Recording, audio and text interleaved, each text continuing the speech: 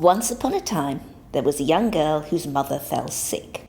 Before the mother died, she told her sweet-natured daughter, "Be good and you will always be protected."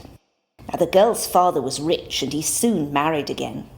His second wife was a haughty woman with 2 vile daughters.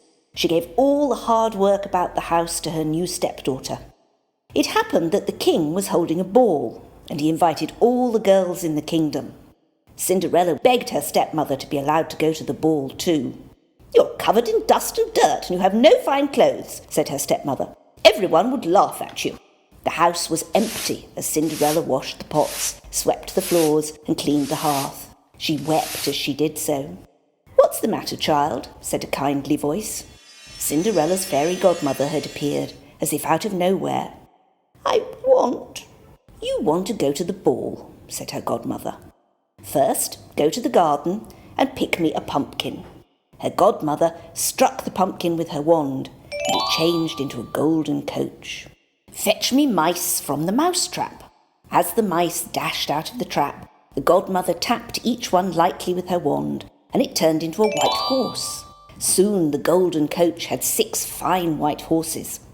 Finally she tapped her wand to Cinderella's rags, which changed into a white dress that sparkled in the moonlight.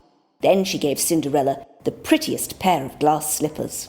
"Be home by midnight," warned her godmother. "If you stay 1 moment longer, your coach will turn into a pumpkin, your horses to mice, and your dress to rags."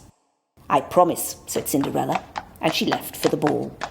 At the palace, everyone gazed in wonder at this unknown beauty. The prince took Cinderella by the hand and danced only with her and no other all night. He never let go of her hand. Suddenly Cinderella heard the chimes of the clock striking 11:45. "Oh," she explained, "it's late, I must go." As Cinderella rushed down the palace staircase, one foot slipped out of its glass slipper. She hurried on, leaving it behind. The next day the prince made an announcement. "I shall marry the girl whose foot fits this glass slipper." At last the prince bought the slipper for the sisters to try on. First it was the elder sister's turn. She pushed and pushed, but the slipper didn't fit. "It fits perfectly," said her mother. "It does not," said the prince. Then the younger sister tried.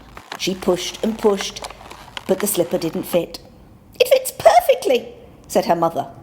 "It does not," said the prince. "Have you no other daughter?" "No," said the stepmother, "only a servant who cleans the kitchen and sweeps the floor." "I wish to see her," requested the prince.